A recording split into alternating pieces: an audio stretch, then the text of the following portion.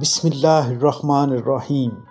ایک ایسا ملک جہاں کبھی صرف ریت تھی، نہ دریا، نہ کھیت، نہ فیکٹریاں، مگر آج وہی ملک دنیا کے امیر ترین ممالک میں شمار ہوتا ہے۔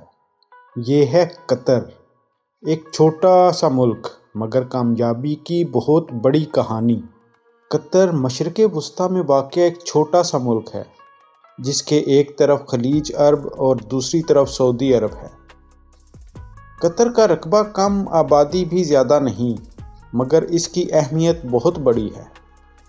تیل اور گیس سے پہلے قطر کے لوگ موتیوں کی تلاش اور ماہی گیری پر گزارا کرتے تھے۔ زندگی مشکل تھی، گرمی زیادہ، وسائل کم تھے، مگر لوگ محنتی اور صبر والے تھے۔ پھر ایک دن قطر کی زمین نے اپنا راز کھول دیا۔ یہاں دنیا کے سب سے بڑے قدرتی گیس کے ذخائر دریافت ہوئے، جسے نارتھ فیلڈ کہا جاتا ہے۔ اسی گیس نے قطر کو دنیا کا سب سے بڑا LNG ایکسپورٹر بنا دیا۔ قدرتی دولت کو قطر نے ضائع نہیں کیا۔ دوحہ کو جدید شہر بنایا گیا۔ سڑکیں، میٹرو، ایئرپورٹ اور دنیا کے بہترین ہوٹلز، یہ سب مستقبل کو سامنے رکھ کر بنایا گیا۔ قطر کی کہانی صرف زمین تک محدود نہ رہی۔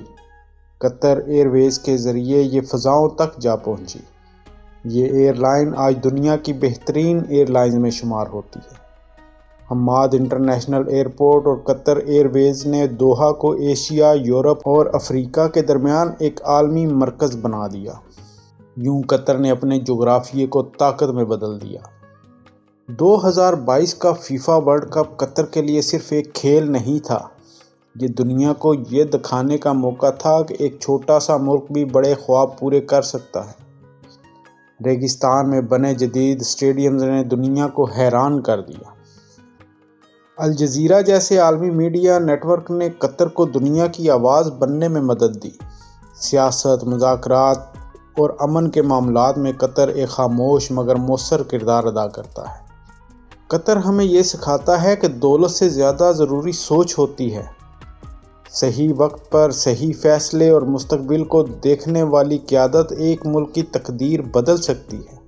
ریت سے دولت تک کا یہ سفر صرف قطر کی کہانی نہیں، یہ ایک مثال ہے۔